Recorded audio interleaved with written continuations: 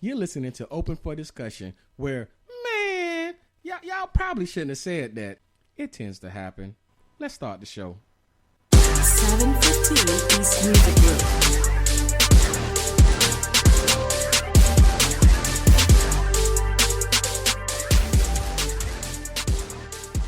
Welcome to Open for Discussion, where any and everything is on the table to be discussed. I'm your host, Albert, and I got my brothers from another mother. I got my boy Diddy Rowe, a.k.a. what it's going to be today.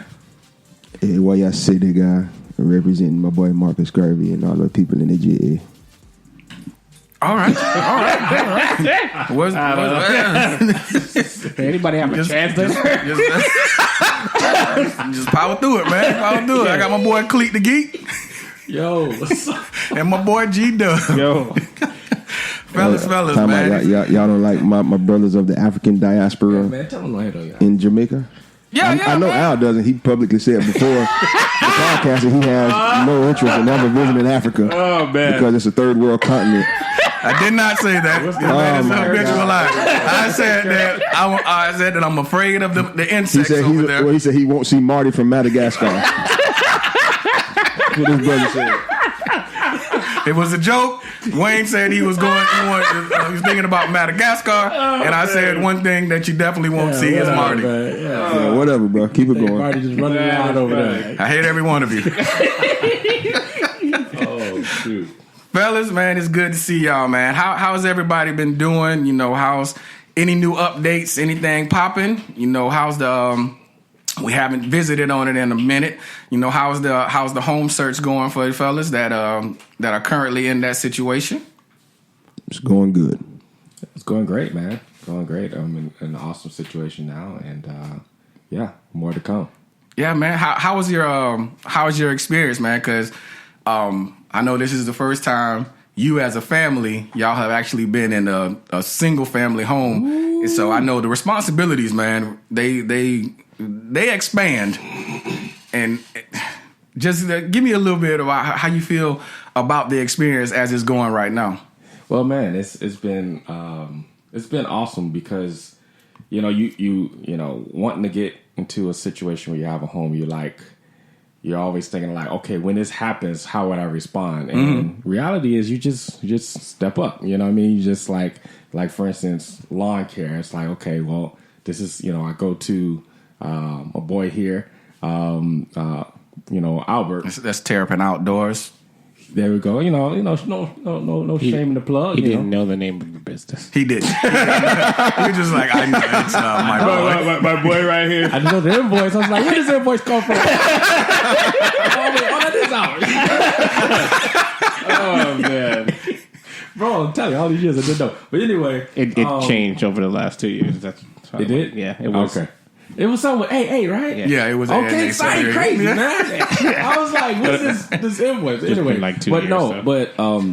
No, it's been real cool. It's like, okay, I need that. All right, I already have a contact for that. Stuff like, garage door. This is not working. That so it's just being resourceful. Getting on the horn and calling whoever you need to get it done. So it's not hard.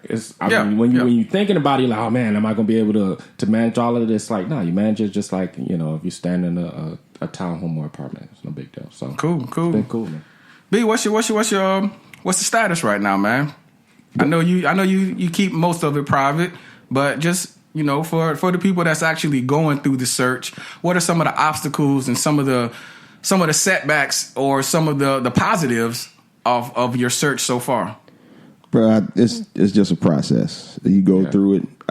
Millions of people have gone through it before.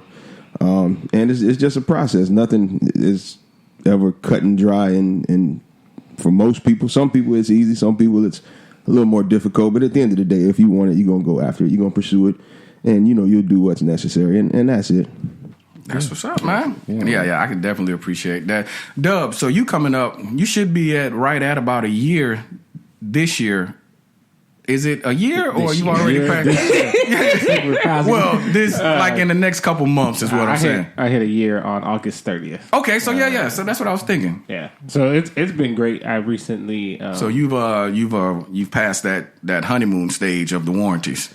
Well, thank God that in most of the warranties, like we had structural damage is covered for I think up to 5 years, and electrical is covered for another year. So Okay. we had some initial stuff that's not covered, but thankfully, we have a network of people who we're able to get information from and be able to service us at a good cost. The great thing about what we built when I first got to the house, and my wife, she really wanted to. She was like, "Oh yeah, God's speaking to us about this house." I was like, "Ain't nothing over here. I really don't want to be over here." We just learned that a couple days ago that we have just about $100,000 in equity in the house right now. Come on. So That's what you want. I was like, is that is that real? Is this like a fake number? So I went to a friend of mine, got some comps. We're scheduling an official appraisal, but yeah, somewhere between the range is between $80,000 and $120,000 in equity as of right now. So y'all can guess what your boy is about to do. You about to pull something out, bro? Don't pull it out, bro. Don't pull it out, man. No, this is clear. No, don't get me wrong. We're not going to be 100 pairs of shorts. We're not going to be Got dumb. 80,000 in my pocket, man. I don't know what to do with this, man. We had plans, but I don't think we should do it. We're going to take some out. We're not going to take all of it out, but we're going to be smart about leveraging what we have into what we want. I mean, there's the student loan debt that needs to be addressed. There's some other It should debt be that abolished. we want to get rid of. So just gonna let assets pay for assets. You know what I mean? But yeah, we're not cashing out and going on a shopping spree. That's definitely not happening. We want to be wise in these investments and really turn this into 2, 3, 4. If I can, by the end of the year, I want to buy another house and investment property. So I'm still believing. By the end of this year or by the end of next year? Mm-hmm. By the end of this year. Okay. No, well, not a ground up house, but something that's going to be, pretty quick to close. It's going to be an investment property, so the process will be a lot faster. But just in the initial stages of that. The good thing is we know people. Amen. That's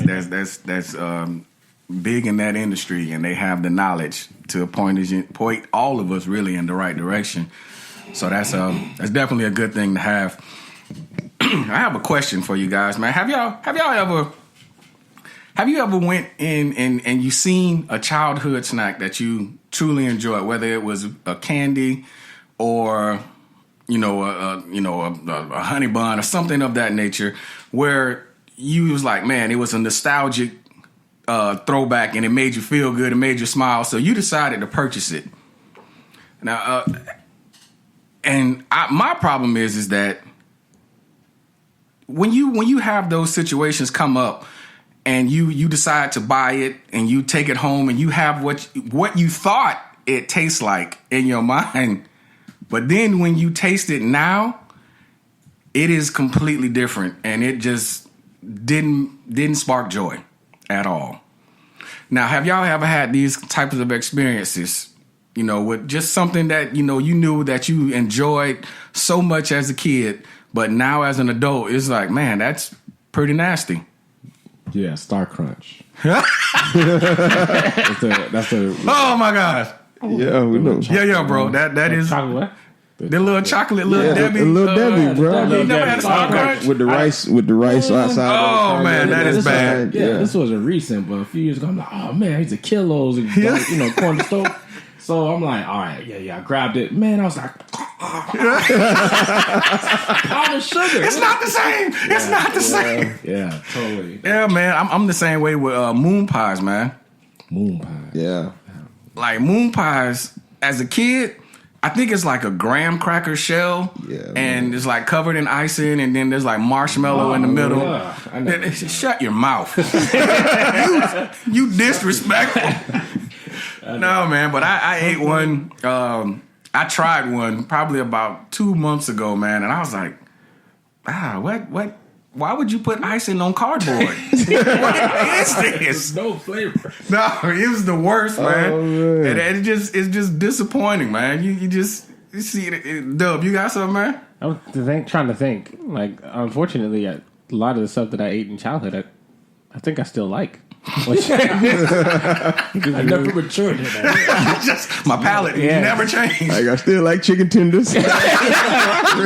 Jungle juice, Okay, so I think I got Do they even one. have jungle juice, man? bro. I don't. They have it. They have it. It's at Walmart. I think they have jungle juice at Walmart Bro, I can't imagine. But I probably have. It's great. with the carton with the animals on it. Yeah, I probably- but like the big carton, like not the. So one thing I was just gonna say that I actually don't like is the quarter juices.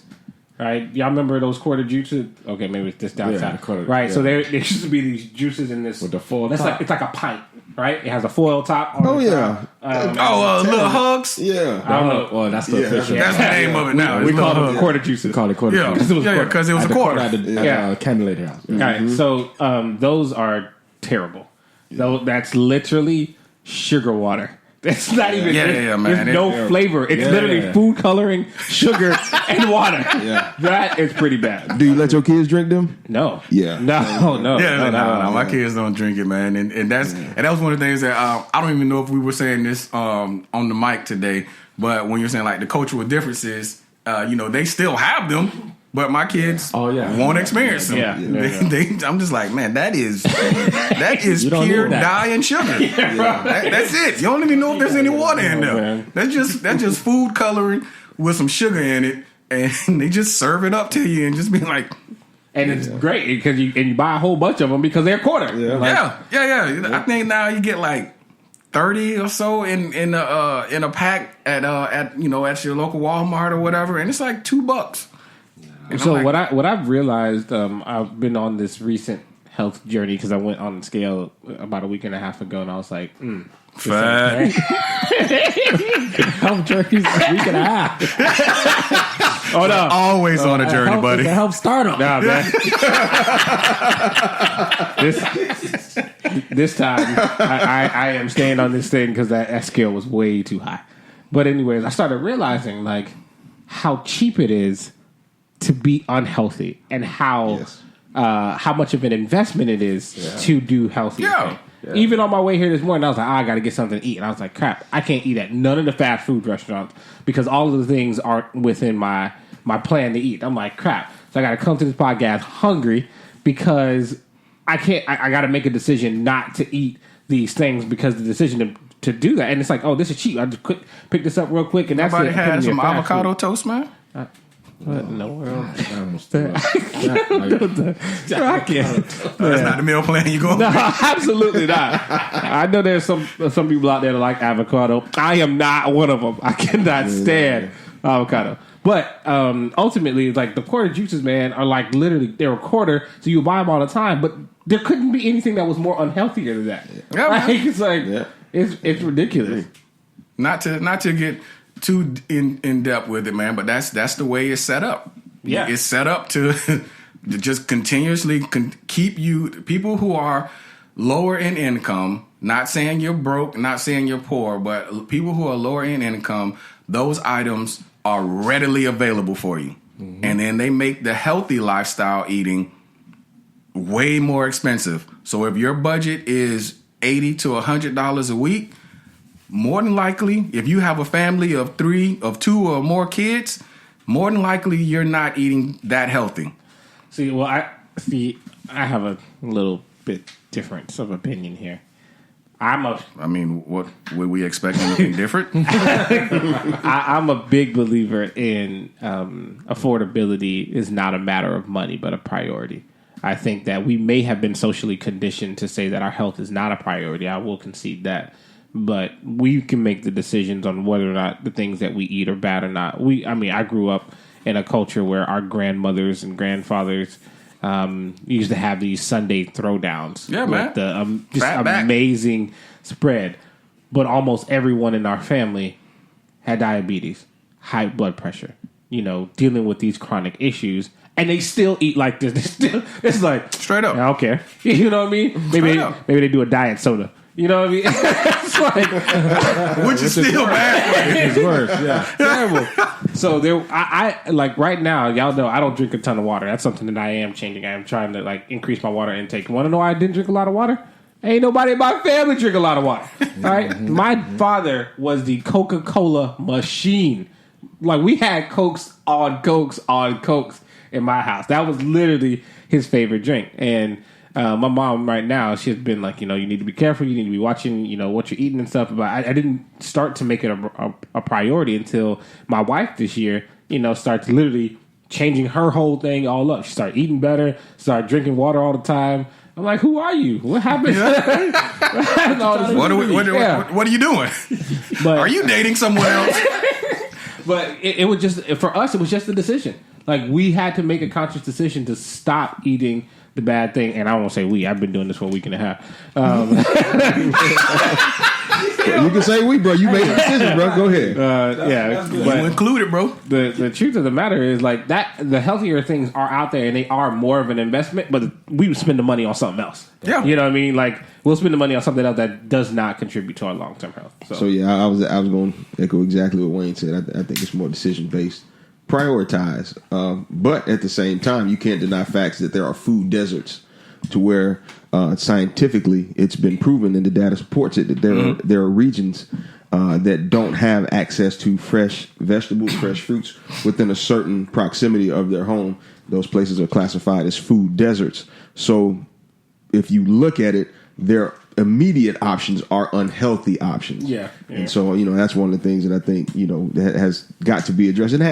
It's being addressed, but, that's one of the factors that also have to be considered for those areas. Sometimes unfortunately, it's not convenient as your unhealthier options are, right. Which of course they're cheaper because they're processed. McDonald's they can last every corner. Every corner. You got these packaged foods, Little Debbie's we were just talking about, they can last forever. Yeah. Honey buns. The millennium. That's another one. I hate the honey buns now. That's what I was gonna say, man. The honey buns. I swear, Little Debbie had to change the recipe. Growing up, man, you get that big 25-cent honey bun. Man, you was good. You grab a yoo-hoo. Warm it up by 10 seconds. Man, but now, I was like, again, these things are terrible. Just sugar. Just straight paper, sugar. Like taking a handful of sugar. And it's not even the sugar that tastes good. It's like processed sugar. It's like, It's I don't know, man. They must be.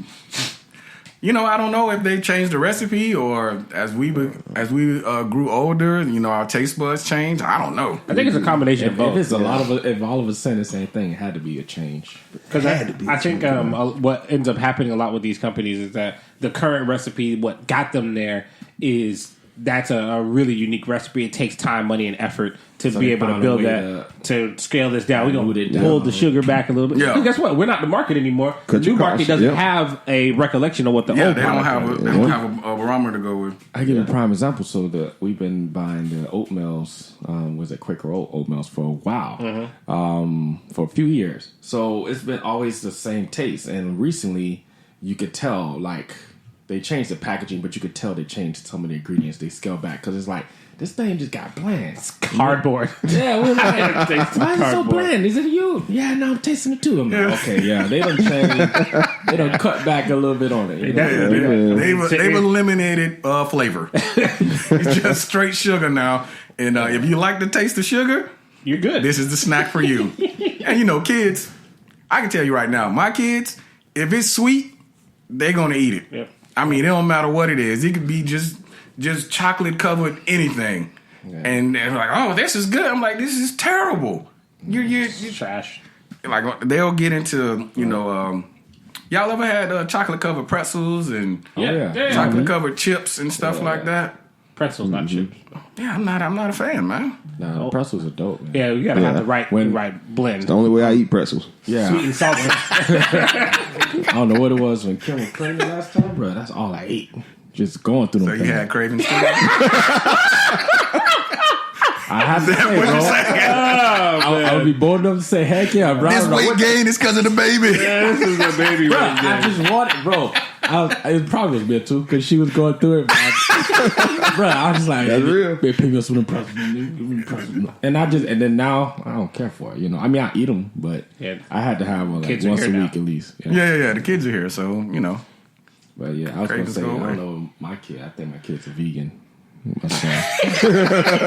just know what it is. super picky, man. Bro, he get every meal. He just eats everything else. I don't want this. Like, you're not gonna eat the chicken nuggets. You're not gonna eat the meat. Nah, I don't want it. What kind of kid doesn't eat chicken nuggets? And parents right there just take it off his plate. That's Junior back, boy. She's a daddy's daughter. Oh, man. Yeah, dude. So, yeah, I just thought I'd do. These kids, man, they're different, man. Yeah, At least mine is. Yeah. Yeah, man. When he comes over here to my house and stuff, and he'll sit down, and Paris will just run through all of her food and just be, and he would just make a face, and then I'd be like, "You're not gonna eat your food, man?" And then he just grabbed the tablet. He just want to sit down and play a game. I'm like, "No, what are you doing? You training for a fight? What are you? I gotta lose this weight before the fight tomorrow." He's working on something, bro. That's a funny dude, man. But we'll move on to a semi serious subject, man. And it may be a dumb question, but there are no dumb questions here, except for when Cleet. But no, man. All jokes aside, Bully. I do have a question for you, and the question is: as men, we all, we've all experienced, tragedy or certain things in our life, and we've found a way to not show our full emotions. So my question is: do you feel that crying is a show of strength or a show of weakness when it comes to our society and how we were raised and how we are today? Societally, I think we all know that the given perception is that crying, especially for black men, is a sign of weakness. I vehemently disagree with that. For me, crying is just a response to an emotion. You know, whether the emotion is pain, whether the emotion is elation, it's just a response. So to me, it's neither a sign of strength or weakness. It's just a response, no different than, me saying, ouch, if I drop something on my toe, it was a response to pain. And that's how I see crying. So, I make sure I don't emphasize it as a weakness. If I'm talking to any young brothers or any kids or anything like that, cry if you want to. That's me. Yeah. Where I communicated to my son, I tell him, if you're going to cry, like, it has to be purposeful. Like, don't cry, if you can't figure out something, if something's not fair, because it doesn't get you the solution you want. Mm-hmm. You know what I mean? If you're just like, oh, they're not letting me do this, and I'm like, okay, well, that still doesn't solve the problem. Right. Like, you could be spending that energy thinking about the solution, right? So for what I'm teaching him is, okay, crying is fine, but have a purpose with it. Something happened, that warrants crying, then okay, I'm not going to look at you and say, oh, you're not being manly or whatever because you're crying. But on the same note, if you're just crying because you're not getting your way, that's whining. You're whining. Yeah, that's whining. You know what I mean? Yeah, we don't, So I try to distinguish. Yeah, distinguish the difference, right? But for me, I grew up in a situation where you get caught everything for crying. Yeah. And that's why I say for us, again, we're 4 black men, mm-hmm. and growing up, literally, I've had uncles that we were outside and they would just punch me in the back of the head and I'd fall down, scrape my knee up, my elbow bleeding, and got hit by a car. Like, boy, you better get up. That's you better not be crying. This is child abuse.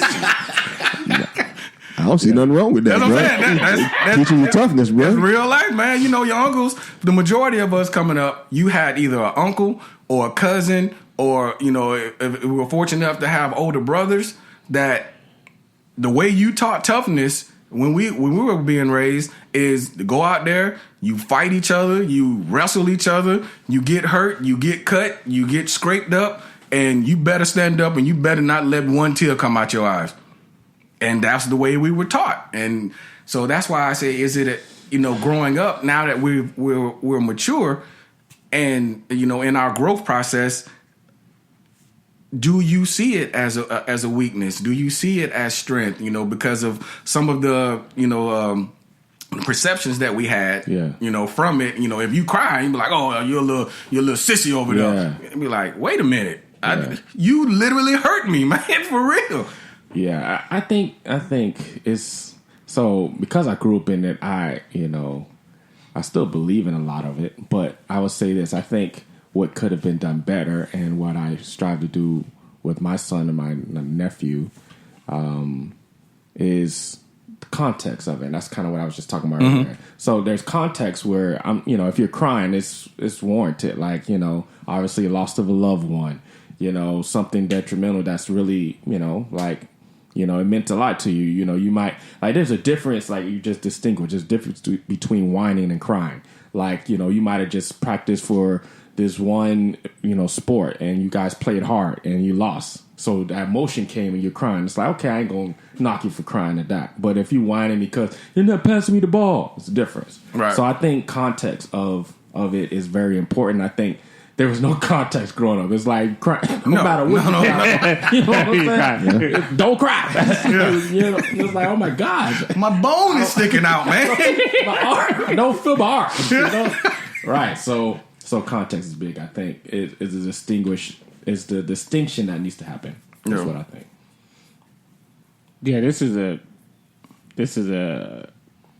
good subject because I have fundamental beliefs about crying because I was raised just like most of us here, where if you cried, there better be a reason for you crying, or I'm going to make you cry. Give you a reason to cry. It's like I'm already crying. So I don't understand your logic. I don't have any more tears. But I think that, like Brian said, it is a response to an emotion. I teach my children to stop crying quickly, because what I want them to be able to do in the moment is not be overrun with emotion, but be able to process what's happening. So when they're crying, I typically ask them, "Why are you crying?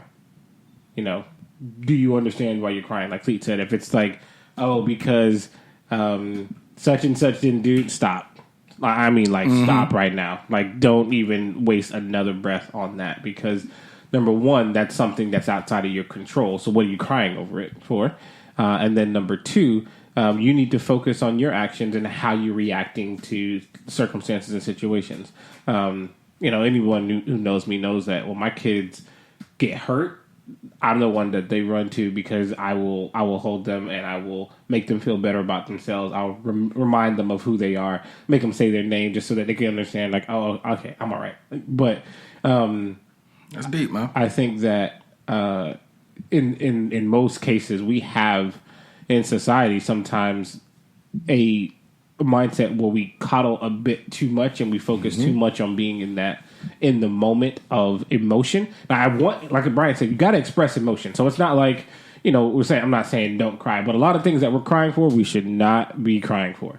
Crying will make you feel better, and you need a moment to process. But then I'm in almost every aspect of my life, what are we going to do next? You're going to cry? What are we going to do next? And sometimes a person needs a moment. They need, but you're not going to be crying for like the next 10 minutes. Oh, no. Heck no. We'll fix that real quick. And not through any type of, like, I'm not going to beat you to make you stop crying, because that seems counterintuitive. But let's start talking about my upbringing, bro. I'm going to say, that was my life, boy. You crying? Listen, I'll be lying if I I just got a whooping. What you mean? No, that was one thing that I used to get so confused over. My mom and them would whoop me and then be like, "Shut up! Stop making all that noise! Stop crying!" You did this to me. I was gonna say I'll be lying if I don't say that to my son at least once a week. I get some crap. And I had to catch. Whoa! So poor girl, brother, like I stop said. It's pretty stupid. He's already crying, Sorry. so You're he all already right, has something to cry about. No, but you got to understand the context of that statement. What he's saying is you're really not crying for a reason. Right. You're crying right now. It's unreasonable. Right. You're whining. So we Yeah. need to But I articulate will that. exactly. But give you a reason. I will give you a reason to cry. It's gonna be pain. Let us do a better job of articulating this to our children. So- Hey, you're crying right now is unreasonable. So I'm gonna give you some pain. If you need to cry, I will give you a reasonable experience for you to cry. Okay?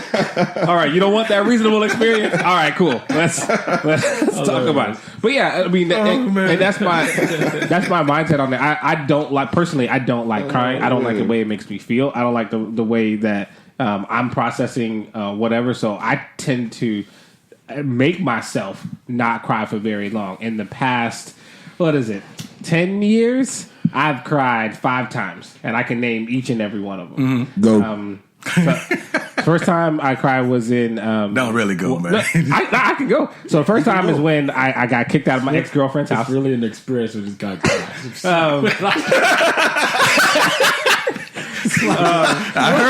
I've heard it's an experience when he gets sick and he's about to throw up too. So my ex-girlfriend's house, I got kicked out. I was changing my life, making dumb decisions. So I cried then. You shacking up? Yes, I was. Just want to get that out there for the record. By the way, I just celebrated 9 years of being married, so this is a Yeah, man, that's cool. That's cool. Let's tell us more about the shack up. Yeah, stop trying to give pretext so that way you can try and now substantiate your morality. Look, we are all imperfect. We all did dumb stuff. I'm not going to go ahead and continue. Tell too much of the story. Okay, so second time was when my grandmother passed away. And I didn't cry up until the Second one is reasonable. The first one, I didn't cry up until the actual funeral, and then I cried at the funeral for like 2 seconds, and I made myself stop because like I said, I hate the way that I feel when that happens. Third time is a few years later. My father passed away in 2016. Actually, sorry, before 2016. Nolan was born in 2013. My grandma passed in 2012. So Nolan was born in 2013. When Sabrina went through a whole lot with Nolan in pregnancy, and it was like, just a release. oh my Jesus! So I had this young man be rolled out, and he was there. Couldn't really handle it. The fourth time. This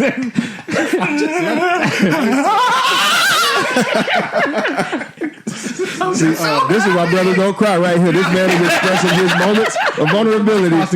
And Bert is over here literally clowning on this man at each and every of his occurrences. What's bro. crazy? You're a bully. Right. You're a bully. You are a He starts bully. laughing first, and then he's trying to call You everybody are else a out. bully. Oh man! Certified bully. Yes, he is. Fourth time, my dad passed away in 2016. Fifth time, actually there were 6. I'm gonna tell this most recent one. This was last year. Fifth time was London. Again, severe complications with my wife delivering to the point that they were like, we were questioning what was going to happen next. So that was 5th, and then the 6th time was this recent year. We had a major transition in life, and it was like it was emotional. So in the past 10 years, 6 times. And I remember all 6 because, like I said, I hate the way that I feel when I cry. I hate it. It's like, bleh. Yeah, it's just like, ugh. Yeah, man. I think that it's good that we're talking about it, talking about this subject, because for me, it's almost become a detriment to me and my emotional growth because. This just got really weird. No. like in real life, man. I'm talking. Yeah, man. Being straight up. Yeah, go ahead, bro. For me, I really only cried when my granddad passed away. I think now it's like 8 or 9 years ago, and a lot of times it seems like I'm heartless, and even though I'm feeling emotional about it, I just will not allow myself to cry. Yeah. So I will have lumps in my throat, and I just won't say anything. Just because in my mind I feel like I shouldn't be crying because I'm dad and nobody else needs to see me crying, and that's a problem that So when are you going to escape that prison that you've imposed upon yourself. How can you get out of that confine? Well, Ashley got it. Well, let's put this into context, guys. We like to talk with facts here. Al said the last time he cried was like 8 or 9 years ago, but we actually have data that says that is untrue. Okay, Really? in January of I believe 2017, we were all vacationing in Las Vegas, Nevada. And it was It's true. Did I let the tears out? They were flowing. Boy, you was sleeping. Oh, whatever. What do I do to song? That's a problem, man. That's a yeah. problem, man, because again, that's built up emotion that I have for my wife that I just It just came out. it was just for context, it was, we had and it was just reading a piece of paper. Yeah. We had and a literally, marriage session. I'm sitting there and I'm just like, all right, let me just get up here and read these words. I love you so much. I'll kill anybody y'all for it. No, and it's like literally, y'all remember, man? I just put my head down. Yeah. I just put my head down, put my head on her shoulder because it brings up so much. Yeah. It brings memories up. It was like, look, you're not supposed to be doing this. Yeah. You're not supposed to cry. So it makes me feel weird. It doesn't make me want to throw up, but it makes me feel like I need to. You know what I'm saying? So I just asked, why do you still forcibly repress it then? Why don't you just accept It's not it? something that I want to do. It's You not just that said you make a choice not to cry. No.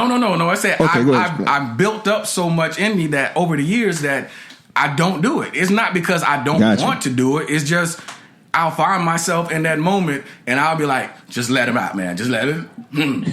So you're forcing it. That was it. Just That's what I'm saying. release it. Stop the doing truth it. is, like, it's a choice. It is a choice. It's a choice. It is a Like, choice. So, I mean, we were having a conversation a few years ago about excessive criers, like people who are just excessively crying. Can't be my friend. My argument in the was that there's no such thing as excessive crying because you can't tell what a person is feeling in that moment, Yeah. right? They are just choosing to say, all right, well, this is what I feel. Now, we don't feel what they feel, obviously, so it's like, what are you doing? But in that moment, I believe each of us have a choice whether or not we are going to, like Brian mentioned, to start this whole thing. It's a release of emotion. You can choose to release that emotion, and again, a lot of the suppression happens because in Al's upbringing, he's still hearing his uncle, "Boy, you don't stop crying right now." Yeah. So you that's why you repress it. But and then the people who are in tuned with Who are free in their liberal. Like one of the manliest men I ever met was a pastor named Bishop Ben, and Bishop Ben would cry while At the teaching drop of a dime, bro. message. Like Yeah. he would At the beginning. he would literally start. He was doing the introduction, and he was like, I just think about. I'm like, what? Because he's like, and he'll give some context. He's like, man, y'all just don't know. Yeah. You know, I'm Right. thinking about X, Y, or Z. Yeah. So it's.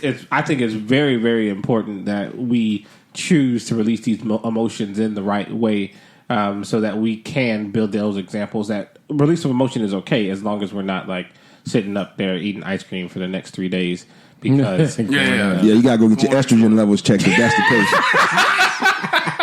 Going into a state of depression. Oh, that's What's funny is I do know somebody who had an imbalance in their hormonal state, and that was something that was happening. That was Wow, real too life. much.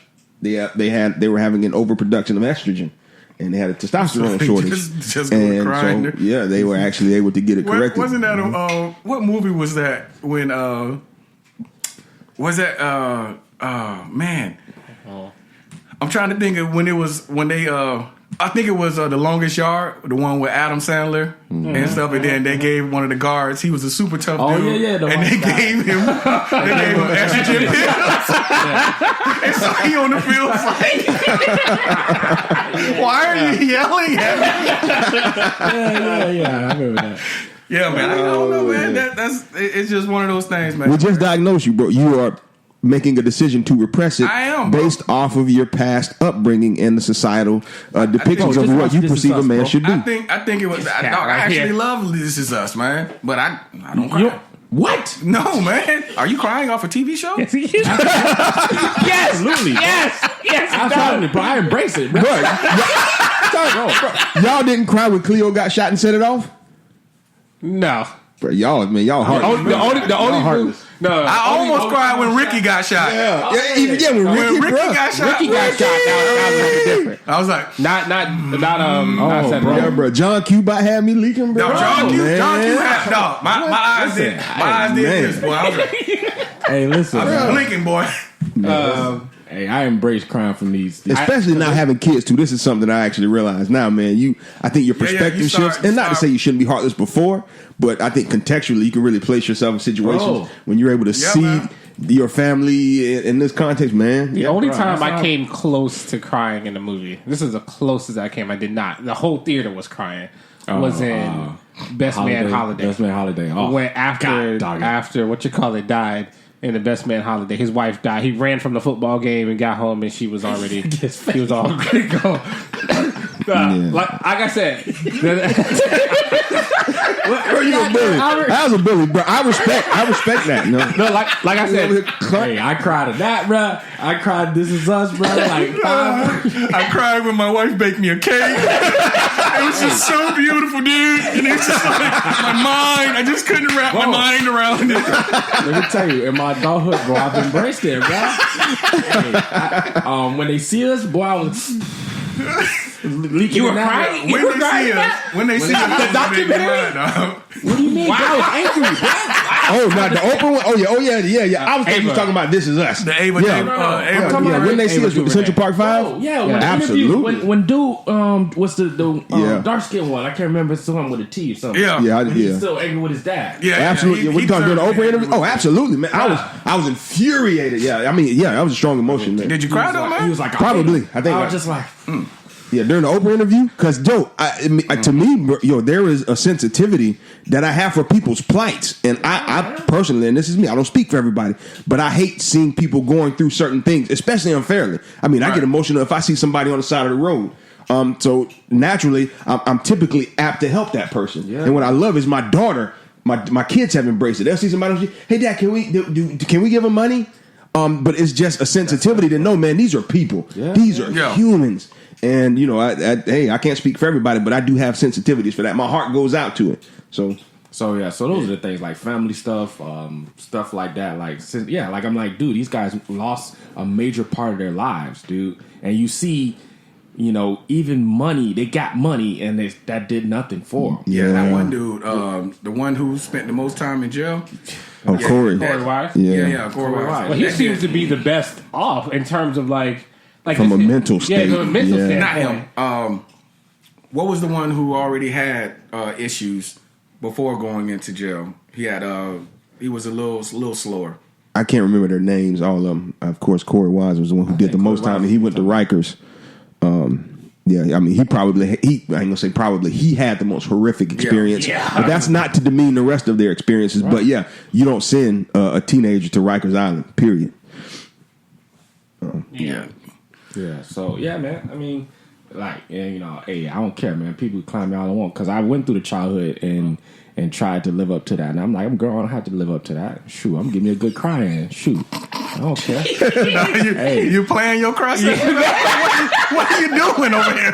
He's like that. Because when I episode cry, I'm coming gonna up, watch you're This like, Is Us. oh yeah, this probably gonna take me here. Yeah, a little tear jerker. Bruh, do not let Bert try and run a guilt trip on you for being free when he's over here admittedly wanting to release more, but he's still repressing it because he wants acceptance from society. Yeah. No, it's not that. I'm the last person to care about acceptance from society. It's just, I don't know, man. It's just a roadblock because It's not a roadblock. It's a decision. It's a It's choice. a decision. That's what I told you. I made a decision to embrace it. It was one of those things where you were giving accolades as a kid because you of how didn't. tough you were. Yeah. You're like, look at this boy right there. He's like, man, that's my boy right there. Well, He's the truth of the matter is, those accolades were like false accolades because They were. you couldn't do anything. Exactly. But it made you feel good and it made you feel important at that time. And it made you feel like, man, everybody loves you, everybody respects you, and they. So again, societal acceptance. That's why you embrace it. It's not even societal acceptance because It's that person. Yeah. It's like to this day, my brother, he look at me, he just like, look at you. Oh man. 34 years old. Never accepted me, Mom. Shake his head. I was just thinking about this the other day, just Dang, like the false sense of toughness. Because I was telling Nolan, like one of Nolan's confessions when he goes to school is I am tough, and I was just thinking about it. It's like, okay, am I telling him to be tough just so people can see him as like, oh, look at the tough guy right there? It's like, well, no. What I really want to teach him is tenacity, right? Which is like perseverance and not like giving up and quitting after you've been given an initial no or something like that. Like you fall down 7 times, get up 8. That's what I really want to teach him. But the truth of the matter is, our toughness wasn't about that. Our toughness was like, baddest man hit my hand. You know what I mean? Like, Constantly trying to prove. like it's like I don't have to say that I'm bad. If I end up in a fight, I'm gonna finish it. But I'm not running out here trying to start a fight unless you got a reason to. But every day doesn't need to be me having to prove my toughness to people who really to this day don't matter. Bro, the first concussion I ever got was because I was trying to be tough. It was we were playing sandlot football, and some of the older dudes. It was like around the holidays, so everybody back in town, and we out there playing. And they was like, "Oh yeah, Brian Tough. I know he'll make that run. He'll run with it." So on the kickoff, I knew I didn't want to run with it. I was like, "Oh shit!" But I could not do it because everybody was around talking. All the OGs caught the kickoff, was running, and 2 cats came from opposite end. Clean my clock smooth, bro. I got the whole world was spinning. I got the whole world was Concussions, man. We've and they were sitting like, "Yeah, I told you would do it." I think I gotta go home now. So, yeah, man. I was like, man, from that point on, like, hey, I don't care what y'all got to say. Yeah, man. and that's the truth. Like we need to definitely build up these our sense of acceptance to things that really, really matter. Because right now, the only thing that matters to me are the people that are closest to me, my family, my closest friends, the people I respect. I ain't got nothing to prove to nobody else. You know what I mean? Like, and so with and this is Al. Hopefully, this helps you. Hopefully, repress your desire to release that emotion, especially, bro. You in a house of girls, bro. It's gonna have to start to come out. Man. At some point. Dad, you don't care. That's look, no. My kids have already said that to me. Be like, so I hurt myself and I'm crying, and you're just telling me to get up. My oldest daughter, man, she's like, so what you're saying is, Dad, you don't care about my pain. personality. And it's rubbing off on her because I do it to them, and I be like, when they fall and they hurt themselves and they start crying, I be like, get up. I was like, you're okay. Just dust yourself off, and I'm saying go walk it off. But see, this is really telling, which is why we can now see what causes him to be a bully to Cleet.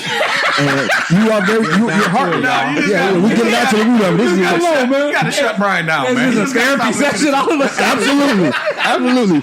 We're going, man.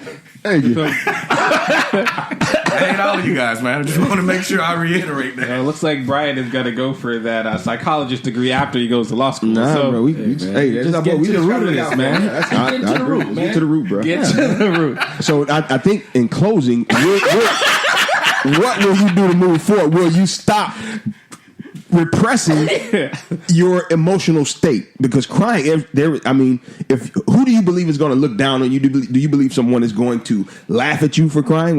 What's your state? No, currently, I don't currently care if anybody laughs at me. It's just something that I have to work out mentally within my own mind. Have you fashioned a confession, or do you have something in process to help you in that moment? Good. You know, to help you in that moment. I haven't, man. And that may be something that I need to do. Yeah, but so what allowed those vulnerabilities at the team cruise where you were leaking in front of 100 people? Which is, again, there was nothing wrong with that. So that's what I'm saying. So you got to go back to that place. Let's talk about a bully, man. We trying to help. Would y'all not agree? Would y'all not agree? Boy, Cleet is just a... Oh, man. Deflection tactic. If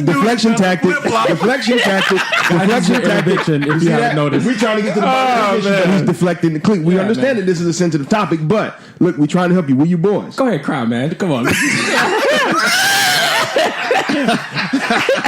knew y'all was my family.